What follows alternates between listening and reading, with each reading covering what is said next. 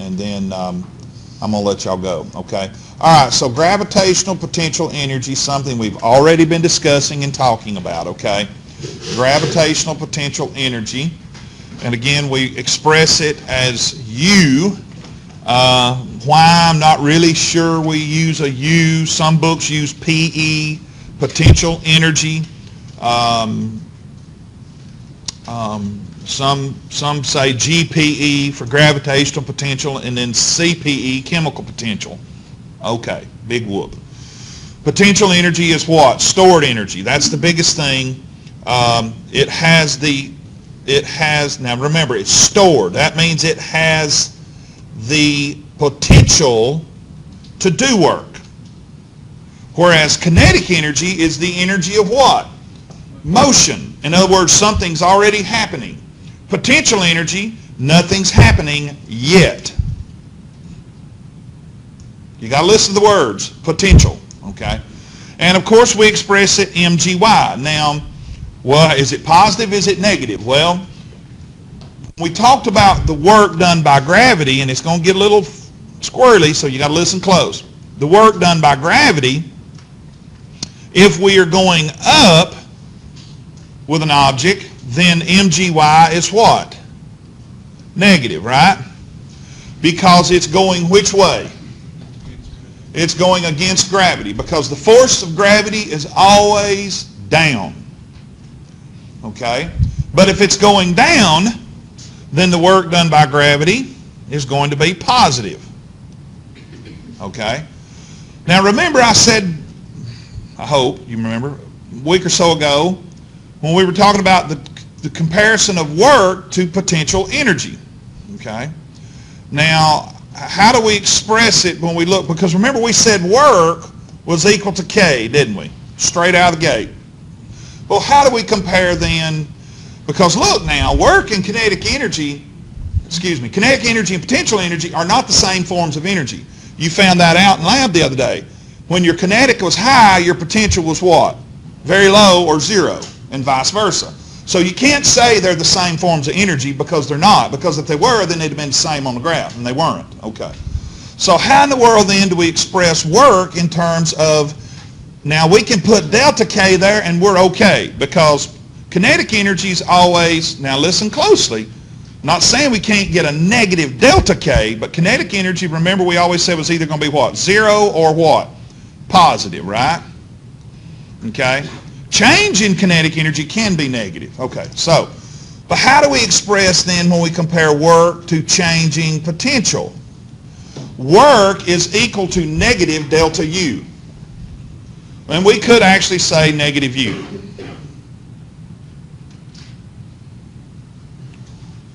Now, I put the delta in there because your text shows us that way. We could actually say negative U too. Why, Mr. Shields? Because look, I am doing work picking this up. Okay? I'm doing work picking this up. Gravity is not doing the work. Therefore, U, now listen very closely. I didn't say changing U. I said U is negative. Okay? All right. However, and your text gets into this, what happens to potential energy as that remote rises? Does its potential to do energy increase? Yes, it does. So as something is going up, its delta U is becoming more and more what? Positive. Is that what you said? Positive. Very good. Okay? As it's going down, though, its potential, it's changing U becomes more and more what? Negative. Does that make sense? I said its potential. When I raise this up, its potential to do work, for it to do work, not me do work on it, for potential for gravity to do work on it, is becoming more and more positive. Even though the work done by gravity is negative, it's becoming, it has, the higher it goes, the greater potential it has to do work, because when it falls, guess what? It's going to have a lot of work, isn't it? It's going to have a lot of potential. The higher it goes, the greater the potential it has. So your book talks about this, and I thought, man, I better explain this because if they go back and read it, it's going to be confusing. And I don't want it to be confusing. Gravity is still negative when it goes up because it's in the opposite direction. But its potential is getting more and more and more and more positive. Because eventually when it stops, guess what? It's going to have a very high potential to do gravitational work. Boom. Okay? Does that make sense? I hope that makes sense.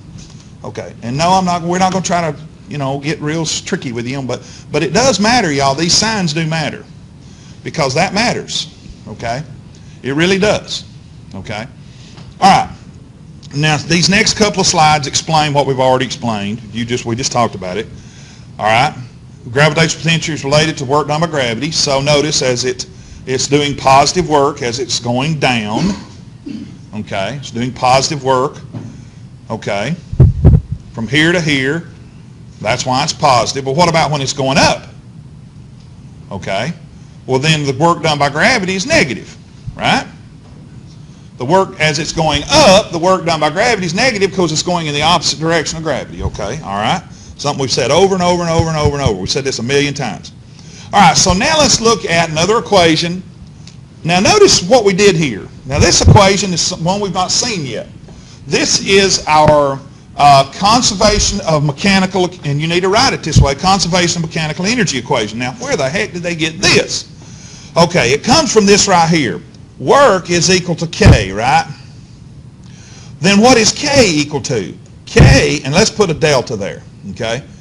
So delta K then is equal to, good grief. Okay, work is equal to change in kinetic energy, or kinetic energy, it's positive, okay? So therefore, what is K equal to? Well, K then, change in K is equal to what? Yeah, it is equal to what? Negative changing U, right? Now, you say, now wait a minute. All right, look, if you break this apart, you'll see that we get everything becomes positive. In other words, we get this equation here.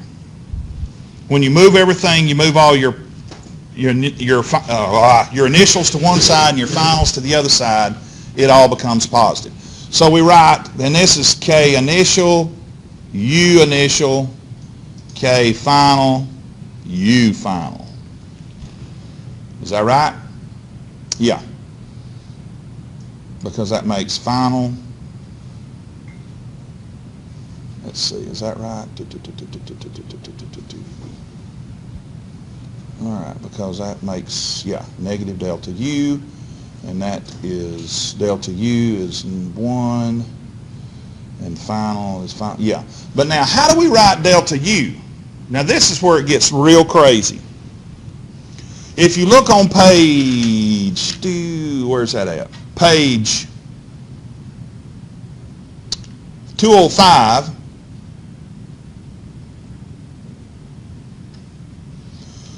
we write delta U a little differently. We write delta U this way. MGY1, or initial, minus MGY final. We write a little differently. And why do we write it that way? Because, if you remember, in order for the equations to work and the math to work, for us to get negative work done by gravity going up, but a high potential, a high delta U, we have to write it that way. Okay? All right, now, so having said and done all this, what do we need to remember? We need to remember that equation right there. And it is the conservation of mechanical energy equation. And we're going to have another one or two we're going to throw in here. We're going to add a couple other variables in here. We're going to do some shifting around. You see what I'm talking about, okay? So that's our mechanical energy equation, all right? Now, that is very similar. Look, this is similar to the what? Kinetic energy work theorem. T-H-E-O theorem. Is that right? Theorem? I can't spell with a who. Kinetic energy work theorem. It's similar. Very similar. Because all I'm doing is swapping some variables. I'm swapping work out for U, delta U. Okay, that's really all I'm doing. All right, now. Okay. And here again, this is going back over the same thing. Now look, now how do we write mechanical energy? Typically when we're talking about mechanical energy, y'all, we just write energy. We call that energy or total mechanical energy. We write it E, okay? That's how we typically write it. E is total mechanical energy, okay? Now, if you remember your lab from last Monday, remember when we looked at that line, and some of you kind of looked at that line and said, Miss Shields, I don't know what they're wanting me to look at on that line. You had to really, if you auto-scale the graph, which I always tell you to auto-scale, and that's okay, the line was kind of like this. The total energy line looked kind of like I believe it was a sine wave. It was like that. Well, if you pulled your axis down and made your axis more broad instead of so finite, very narrow, then you would see that your mechanical energy line looks something like that right there. Total energy. Which means what? It's conserved. That when you add up all the potential and add up the kinetic, you have a flat horizontal line. Pretty much. Okay? And that's what it was trying to get you to understand, which is what this right here is saying. Okay? Whatever you start out with, folks, you're going to end up with. You can't have more energy. You can't have more energy here than you started with here. That is physically impossible. Okay? Now, I know. Look, there's air resistance. You're going to lose a little. I understand that. You got drag. You got air. Okay. But not, unless we're falling from the, for way up here in the atmosphere and we're falling, from the exosphere to the surface. Well, okay, you're going to lose some, but it's going to be lost to heat. I understand that. Okay. We know that. All right. Meteorites burn up in the atmosphere because of that. They lose a lot of energy to heat, and we want them to lose energy to heat because we don't want them to come through our ceiling and hit us in the head. Okay, which the likelihood of that would be very small. Okay, but it could happen. I think there's a poor old grandma, bless her heart, was hit by one many years ago. Broke her hip. What is it with grandmas and their hips? Bless her heart. But anyway, went through and I think that one's on display at the University of Alabama. I think that's the one that come through a granny's house. If it didn't hit her, it hit real close to her, if I'm not mistaken. Double check my story on that, but I'm pretty sure it was pretty close to hitting someone. I believe that's the one that's on display at the university. All right, so what about elastic potential energy? Okay, y'all, same old. What we just went over. Look, y'all, this is the work done on a spring. 1/2 kx squared. Well, that's elastic potential energy. The work done on a spring. Same thing. We just change it from W to U. Okay? And don't forget that when we, don't forget, okay, I'm going to rewrite it. Don't forget that when we, remember now, that when we compress the spring, remember that compression is a negative, okay? But it's still, remember, your initial position is always going to be 0 unless otherwise noted. All right? But when you compress it, I don't know, 0.5 centimeters, and then out to here, and that'd be negative. This would be positive 0.5 centimeters. Centimeters, okay? Just remember that. But the initial is always 0 unless I tell you it's 1. Okay? But for integration purposes, we want it to be 0 because that makes the integration a whole lot easier. All right. Any questions on that? And then we look at, and that's what this was going over. Okay. The stretching and compression. Okay. Okay. All right. Now, whoop. So how do we define, where is that other equation? One more equation.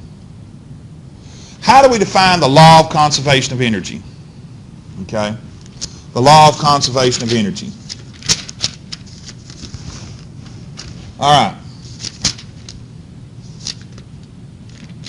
Law of conservation of energy is the sum of all of our energies. And it should be equal to 0. Now notice they talk about delta U and then delta U internal. Internal. What do you think that might be? What could internal be? Okay. Well, you've got, think about elastic. Something that's elastic, okay, as opposed to something that's falling. Okay. That could be considered internal. What about heat? Okay. The internal energy of an object. Okay, that could possibly be considered internal energy. It's internal thermal energy. And next semester we'll look at this in a little bit more broader scale. We'll have several variables. Okay, we'll have several. Okay, work done by friction and so on. Okay, now, there was one other equation, and they didn't have it in the slide too, where we can take the conservation of energy, and I'm aggravated they didn't put it in there. Let's go back.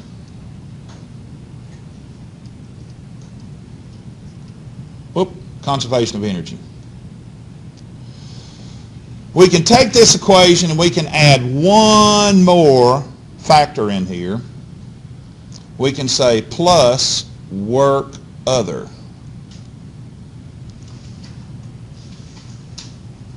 So in other words, it's going to be kinetic energy 1 plus potential energy, and that's gravitational 1, plus work other is equal to K, let's say initial, K final plus U final. This work other can be the work done by friction or any other form of work. Okay? Work done by friction, work done internally, if we want to look at it that way. Okay. All right. Any questions?